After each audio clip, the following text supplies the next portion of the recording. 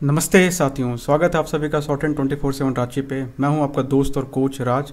और आज इस वीडियो में बेसिकली हम लोग बातें करेंगे। ठीक है, किस किस चीज़ों पे बातें करेंगे तो आइए देखते हैं। तो बेसिकली इस वीडियो में जो हम बातें करेंगे वो सबसे पहला कि आपका पोस्ट प्रेफरेंस अभी तक क्यों नहीं आ रहा है, इस पर बातें करेंगे। नेक्स्ट, आपकी वैकेंसी इंक्रीज़ होगी या नहीं होगी, ठीक है, इस पर भी बातें करेंगे। दूसरी कि आपकी जो वेटिंग लिस्ट अभी इंट्रोड्यूस की गई है एसएससी के द्वारा, तो इसका इफेक्ट क्या होगा आपके कटअप पे, तो इस पर भी बातें करेंगे। नेक्स्ट, आपकी वैकेंसी किस साल से ये वेटिंग लिस्ट एप्लीकेबल होगा, इस पर भी बातें करेंगे। और सबसे इम्पॉर्टेंट, ठीक है, जो बच्चों ने मुझे कमेंट्स में बार बार पूछा कि सर आप स्किल बिफोर रिटन करवाने की मांग कीजिए। ठीक है, सभी को बताइए कि स्किल रिटन के पहले होना चाहिए। देखिए, मेरा मानना है कि ये नहीं होना चाहिए, बिग नो नहीं होना चाहिए। क्यों नहीं होना चाहिए, हम इस पे बात करेंगे। और आप बोल रहे होंगे सर कि आप किस कैपेसिटी पे ये सारी बातें आप बोल रहे हैं। तो देखिए, सबसे पहले मैंने इस एग्ज़ाम को 3 बार क्वालिफाई किया है, एसएससी के सारे अलग अलग एग्जाम्स को। और दूसरा कि जब मैं दिल्ली में था, जब मेरी पोस्टिंग दिल्ली में थी, तो वहाँ पे मैं आपके रिक्रूटमेंट के प्रोसेस को मैंने करीब से देखा है। ठीक है, तो मुझे इस प्रोसेस के बारे में अच्छे से आइडिया है, जो मैं आपको बताने जा रहा हूँ कि ये चीज़ें लागू होना चाहिए या नहीं होना चाहिए, आखिर क्यों नहीं होना चाहिए। तो आप लोग इस वीडियो को पहले पूरा देखिएगा, उसके बाद आप कमेंट्स में आप खुद मुझसे सहमत हो जाएंगे कि सर आप सही बोल रहे हो कि स्किल एग्ज़ाम रिटन से पहले क्यों नहीं होना चाहिए। राइट, ये जो चीज़ें मैं बात करूँगा वो पूरे केस स्टडी के साथ मैं बात करूँगा। ठीक है, मैं किसी एग्ज़ाम में, क्योंकि ये किसी एग्ज़ाम में ऑलरेडी हो चुका है कि स्किल रिटर्न के पहले हुआ था और वहाँ पे इसका क्या नतीजा आया था, बहुत ही भयावह नतीजा आया था। ठीक है, आपको जब पता चलेगा तो आप खुद ही बोलेंगे कमेंट्स में कि सर स्किल तो बिल्कुल नहीं होना चाहिए रिटर्न से पहले। तो एक एक चीज़ पे सब पे बात करेंगे। चलिए, और लास्टली एक इंपॉर्टेंट चीज़ जिस पे जो बात करेंगे वो रह गया, ठीक है, कि क्या सीजीएल वाले बच्चे, सीजीएल वाले स्टूडेंट्स वो सच में क्या स्टेनो का कटऑफ बढ़ाते हैं या नहीं बढ़ाते हैं। ठीक है, तो ये भी सबके मन में होता है कि इसी वजह से लोग बोल रहे थे कि सर स्किल आपका रिटन के पहले होना चाहिए। ठीक है, तो चलिए एक सबको एक करके देखेंगे। ओके, तो देखिए सबसे पहले हम प्रोसेस को देखते हैं कि प्रोसेस क्या है हमारा। सबसे पहले कटऑफ की एनालिसिस करते हैं कि एक्चुअली जो कटऑफ का जो ट्रेंड रहा है वो क्या रहा है और वेटिंग लिस्ट आने से इस पर क्या इफेक्ट आएगा। ठीक है, देखिए पिछले वीडियो में मैंने आपको सब लोगों को बताया था कि जो 10 में से, ठीक है, 7 जो बच्चे होते हैं जो डीबी करवाने आते हैं वो आपके पुराने स्टूडेंट्स ही होते हैं। जो 3 से 4 बच्चे ही होते हैं वो नए स्टूडेंट्स होते हैं जो इस साल क्वालिफाई कर रहे होते हैं। और ये बच्चे किस लालच में आते हैं, जो 10 में से जो 7 पुराने जो बच्चे होते हैं जिनका ऑलरेडी कहीं ना कहीं सिलेक्शन हो गया।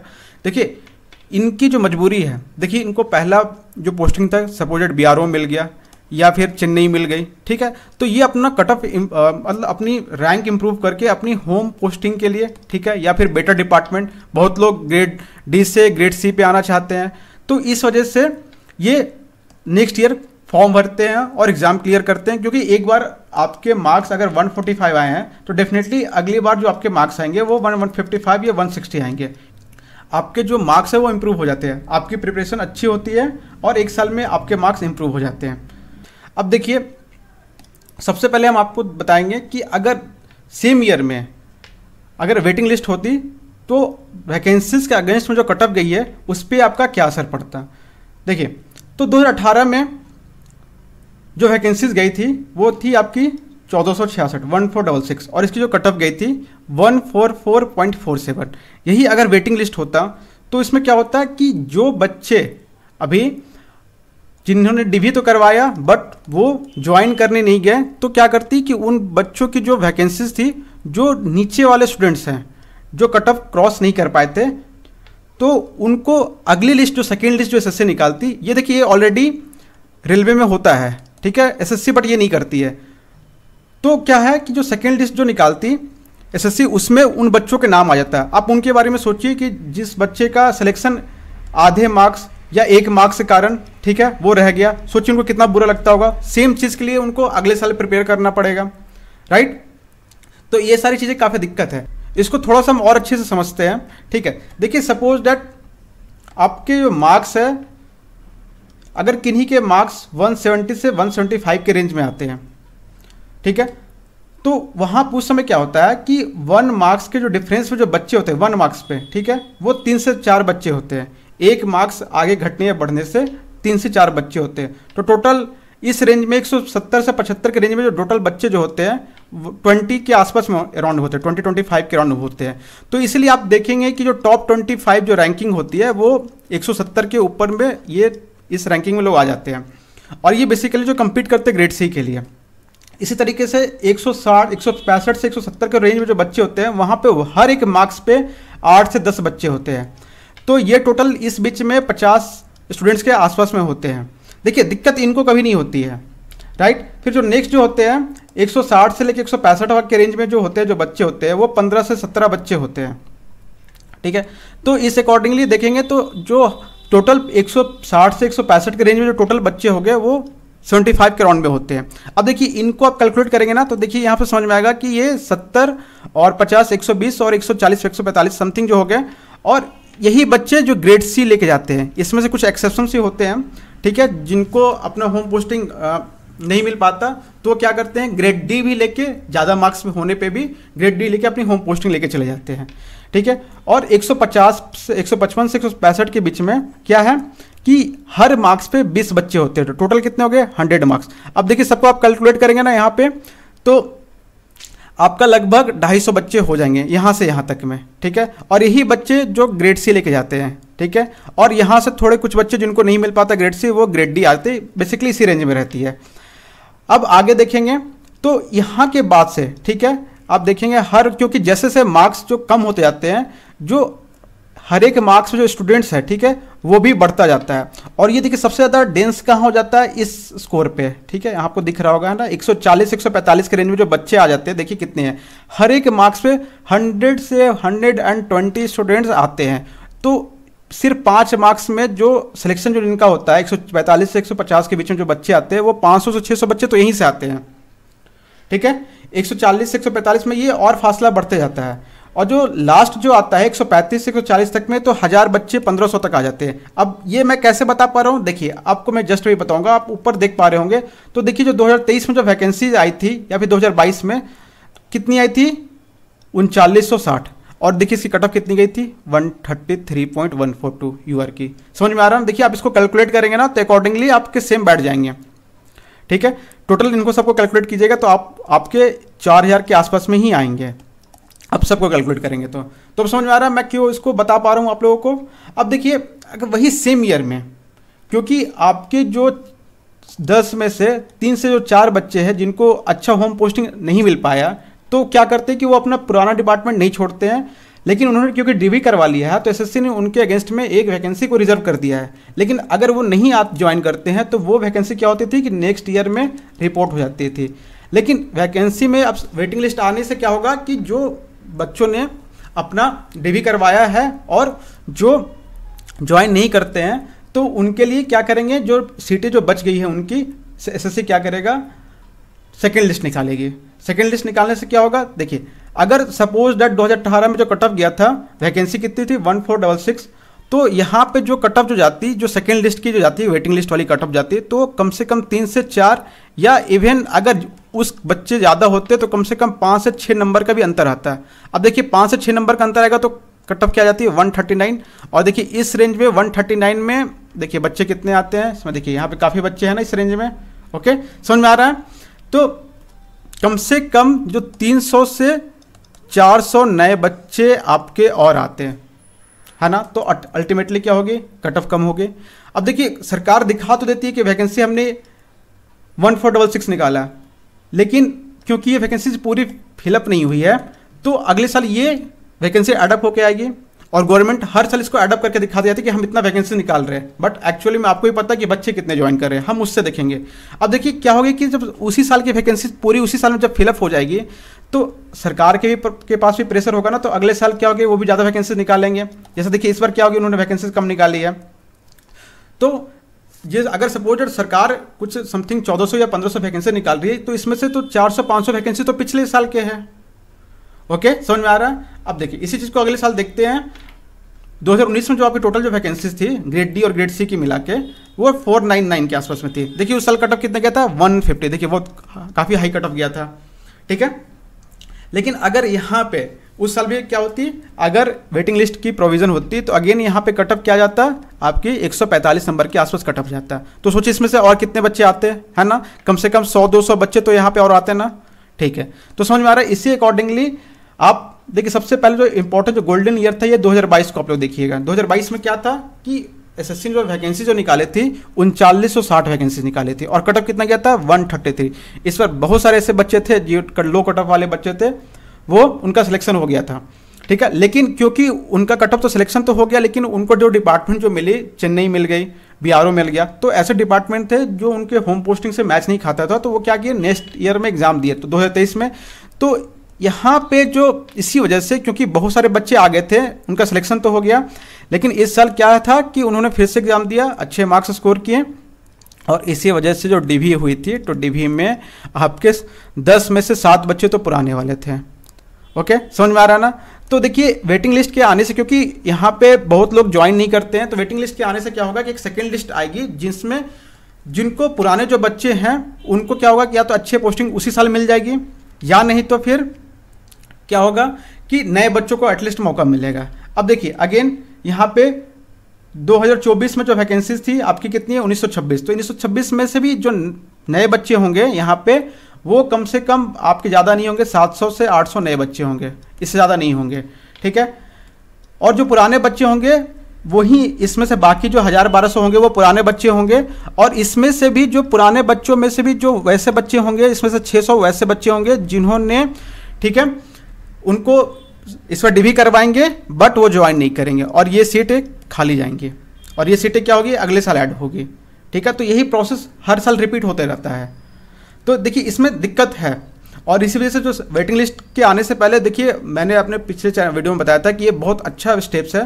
तो इसमें क्या होगी जो वैकेंसी होगी सेम ईयर में अच्छे से अच्छे फिलअप हो पाएगी और इसमें क्या होगा आपका कटअप भी कम जाएगी। अब देखिए अगेन यहाँ पे जो इसकी जो कटअप रहने वाली है इस साल, अगर वेटिंग लिस्ट अगर आ जाती है तो कटअप जाती 138-139 के आसपास में ग्रेड डी की फाइनल कटअप जाती है। लेकिन क्यों? क्योंकि 2024 में आपका अगेन यहाँ पे वेटिंग लिस्ट नहीं है, तो इस वजह से जो आपकी कटअप जो जाएगी वो भी 142-144 के अराउंड ही जाने वाली है। बिकॉज क्यों? क्योंकि यहाँ पे वेटिंग लिस्ट नहीं है। तो जो 2025 में जो आपकी वैकेंसी आई है टोटल 261, अगर इसमें वैकेंसी इंक्रीज करके, ठीक है, अगर यहाँ पे वैकेंसी 700-800 भी हो जाती है तो इस साल जो कटअप जाने वाले हैं आपके, अगर वेटिंग लिस्ट आ गया तो 145 के ही अराउंड में जाएगी कटअप। क्यों? क्योंकि यहाँ पे जो फर्स्ट लिस्ट है वो बच्चे जो सेकेंड लिस्ट में निकलेगी, फर्स्ट लिस्ट की नो डाउट कटअप 150 के अराउंड जाएगी, ठीक है, बट जो सेकेंड लिस्ट जो आपके निकलेगी उसमें जो कटअप जाने वाली है वो 145 के ही अराउंड आएगी अगर वेटिंग लिस्ट इंट्रोड्यूस हो जाती है तब तक। तो समझ में आ रहा है आप लोगों को? अभी मैं अच्छे से समझा पाया हूँगा। नेक्स्ट जो बात करेंगे आप लोगों को पोस्ट प्रेफरेंस के लिए रिगार्डिंग, तो देखिए पोस्ट प्रेफरेंस ये सारा चीज़ रेडी है, गवर्नमेंट के प्रेशर की वजह से कुछ उनको करवाना है, रोजगार मिला या एनीथिंग, क्योंकि सारा आपका प्रोसेस कंप्लीट है, रेडी है। अब ये गवर्नमेंट क्यों नहीं ला रही है? क्योंकि ऊपर से इंस्ट्रक्शंस एसएससी को नहीं मिली है गवर्नमेंट से, इसी वजह से चीज़ें डिले हो रही है। हो सकता है रोजगार मिला या फिर जो भी कारण होगी, तो ये एक रीज़न है, बट आपका सारा प्रोसेस कंप्लीट हो रखा है। ठीक है, ये पॉइंट को हमने अच्छे से समझा कि वेटिंग लिस्ट पे क्या इफेक्ट पड़ेगा। नेक्स्ट, वैकेंसी इंक्रीज होगी, यस डेफिनेटली इंक्रीज होगी। ठीक है, क्यों इंक्रीज होगी? क्योंकि अभी तक बहुत सारे डिपार्टमेंट ने अपनी वैकेंसी भी नहीं भेजी और मैंने इसको अच्छे से प्रीवियस वीडियो में आपको मैंने बता रखा, तो आप उस वीडियो को देखिए वैकेंसी कैसे इंक्रीज होगी, तो ये आप वहाँ से देख सकते हैं। नेक्स्ट है कि कौन से ईयर से जो आपका वेटिंग लिस्ट एप्लीकेबल होगा, तो देखिए आपका जो एप्लीकेबल होगा वो 2025 से होगा, क्योंकि कोई भी जो नई रूल आती है ना वो रेट्रोस्पेक्टिव नहीं आता है। ठीक है, रेट्रोस्पेक्टिव नहीं आता है, वो प्रोस्पेक्टिव आता है, आगे से ही लेके चलते हैं। ठीक है, नेक्स्ट, बहुत सारे जो बच्चे बोल रहे थे कि स्किल होनी चाहिए रिटन से पहले, ठीक है, तो इसका बिग आंसर है नो। क्यों नहीं होना चाहिए? देखिए इसमें सबसे पहले जो हम आपको जो बताएंगे, ठीक है, कि इसका सबसे इंपॉर्टेंट जो केस स्टडी है, किसी एक ऑर्गेनाइजेशन ने, ठीक है, जिसका नाम था झारखंड हाई कोर्ट ने स्किल एग्जाम को, ठीक है, प्रीलिम्स से पहले करवाया था।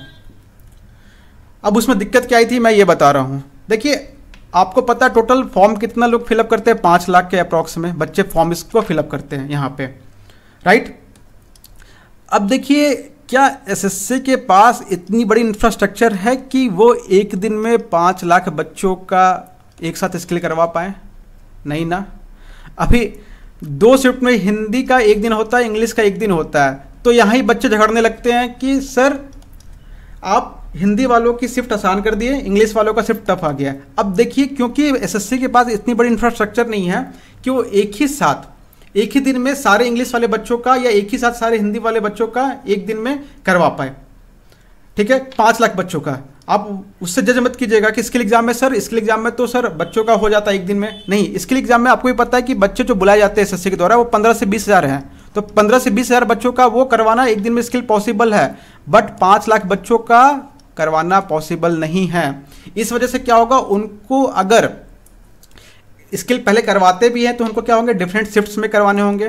ठीक है, और ये काम ऑलरेडी झारखंड हाईकोर्ट ने करवाया था। झारखंड हाईकोर्ट ने जो 12 दिनों में टोटल 36 शिफ्ट में इनका एग्जाम करवाया था। उनके पास टोटल वैकेंसी जो आई थी वो लगभग 50 के आसपास वैकेंसीज थी, और जो टोटल स्टूडेंट्स ने फॉर्म भरा था वो 40,000 के आसपास ने स्टूडेंट्स ने फॉर्म भरा था। तो उन्होंने एक ही सेंटर पे क्या किया था, 12 दिन में अलग अलग शिफ्ट में करवाया था। लेकिन एसएससी के पास भी ज़्यादा इंफ्रास्ट्रक्चर होने के बाद भी इतना इंफ्रास्ट्रक्चर नहीं है कि 5 लाख बच्चों का एक साथ वो स्किल करवा पाए एक ही दिन में। तो क्या होगा, अब देखिए उनको डिफरेंट शिफ्ट्स में स्किल करवाना होगा। अब आप मुझे बताइए कि क्या डिफरेंट शिफ्ट्स में अलग अलग मैटर पूछे जाएंगे ना? ठीक है, तो क्या 2 मैटर उनकी डिफ़िकल्टी लेवल क्या सेम हो सकती है? आप बताइए अपने दिल पे हाथ रख के, आप लोगों ने जो इतने दिनों से तैयारी कर रहे हैं, क्या 2 मैटर की डिफ़िकल्टी लेवल सेम हो सकती है? नहीं हो सकती है। अब नहीं हो सकती तो क्या यहाँ पे नॉर्मलाइजेशन करना पॉसिबल है? नहीं, आप इसके लिए में नॉर्मलाइजेशन नहीं कर सकते हैं। और यहाँ पे भी सेम चीज़ वही हुआ था। एक शिफ्ट में उन्होंने क्या किया, पार्लियामेंट्री मैटर पूछ दिया, अगली शिफ्ट में वो जनरल मैटर पूछ दिए, एससी पूछ दे रहे हैं, किसी शिफ्ट में लीगल मैटर पूछ दे रहे हैं। तो इस वजह से दिक्कत क्या होगी, जो सबसे बड़ी जो दिक्कत आई थी वो मैं बता रहा हूँ कि जो 12 शिफ्ट्स में जो सबसे ईजी वाले जो 2 शिफ्ट्स थे ना, उन्हीं से सारा बच्चे का सिलेक्शन हो गया था। मतलब 36 शिफ्ट्स में से, ठीक है, सिर्फ 2 शिफ्ट से ही टोटल बच्चों का सिलेक्शन हुआ था। अब सोचिए कितनी बड़ी डिमेरिट है यहाँ पे, क्योंकि नॉर्मलाइजेशन पॉसिबल नहीं है कि आप अक्रॉस स्किल एग्जामिनेशन को आप नॉर्मलाइज कर सके। अब समझ में आ रहा ना मैं इसके फेवर में क्यों नहीं हूँ? बिकॉज आपका स्किल एक दिन में नहीं हो सकता है, और हर स्किल की जो डिफिकल्टी लेवल वो अलग अलग हो सकती है, और अभी तक ऐसा कोई प्रोसेस नहीं बनाया गया है कि जिससे सारे शिफ्ट को आप नॉर्मलाइज कर सके। तो इसलिए मैं इसके फेवर में नहीं हूँ कि स्किल आपका प्री के पहले करवाया जाए। ठीक है, अब आपको लगता हो कि सर इससे क्या दिक्कत होती है? इससे दिक्कत क्या होती है कि सर यहाँ एसएससी सीजीएल के बच्चे जो आते हैं, ठीक है, वो स्किल का कटअप बढ़ा देते हैं या फिर प्रीलिम्स की कटअप बढ़ाते हैं। ठीक है, चलिए मैं मान लेता हूँ प्रीलिम्स की कटअप बढ़ा देते हैं। देखिए एसएससी जो बुलाती है, कितने बच्चों को बुलाती है? 15 से 20 हज़ार बच्चों को कम से कम बुलाती है। ठीक है, तो शुरू में जो कटअप जाती है एसएससी की वो 135 जाती है। फाइनल जो कटअप जाती है वो क्या जाती है? 150 के आसपास में जाती है, राइट, या 145 हो जाती है, समथिंग जो भी है। तो 135 से लेके 145 तक के बीच में सपोज दैट बच्चे यहाँ पे 15 से 20 हज़ार जो भी बच्चे हैं। अब एक चीज़ बताइए, जो फाइनल सिलेक्शन जा रहा है यहाँ पे, इसमें क्या सीजीएल वाले बच्चे एक भी हैं? आप बताइए मुझे अपने दिल पे हाथ रख के कि क्या 150 पे सीजीएल वाले बच्चे हैं? तो क्या सीजीएल वाले बच्चे एक्चुअली में कटअप बढ़ा रहे हैं इसका? नहीं ना। ये तो जो जिन बच्चों का जो सिलेक्शन हो रहा है 150 के ऊपर, उनको स्किल आती थी तब तो सिलेक्शन हुआ उनका। अगर उनकी स्किल नहीं आती तो उनका सिलेक्शन नहीं हो पाता। तो वो आपका जो कंपटीशन है वो सीजीएल वाले बच्चों से बिल्कुल है ही नहीं। ये आपके दिमाग से निकाल दीजिए कि सर स्किल पहले करवा दो, प्लीज से स्किल पहले कर दो, नहीं। ठीक है, यहाँ पे क्या है, आपका कंपटीशन स्टेनो वाले बच्चे से ही है, क्योंकि जो फाइनल जो रिजल्ट, जो फाइनल सिलेक्शन की जो फाइनल कटअप जा जाती है, ठीक है, फाइनल कटअप में अगर 150 भी जा रहा है, 155 भी जा रहा है, तो वो सिर्फ वही बच्चे हैं जिनको स्किल आ रही है। ओके, तो आई होप मैं सारी चीज़ों को इस वीडियो में आपको समझा पाया हूँगा। ठीक है, हमने वैकेंसी इंक्रीज को लेके एक आरटीआई लगा दी है, तो आप यहाँ पे हमारे चैनल को सब्सक्राइब कर लीजिए कि आगे जब भी हम वीडियो डालेंगे तो आपको नोटिफिकेशन मिल जाएगी इसकी। नेक्स्ट वीडियो को लाइक करें, चैनल को सब्सक्राइब करें, क्योंकि लाइक करने के लिए मैं इसलिए बोल रहा हूँ और शेयर करने के लिए इसलिए बोल रहा हूँ क्योंकि बच्चों के मन में काफ़ी कन्फ्यूज़न है, बच्चे मिसगाइडेड हो रहे हैं क्योंकि उनको बताने वाला कोई ढंग से है ही नहीं।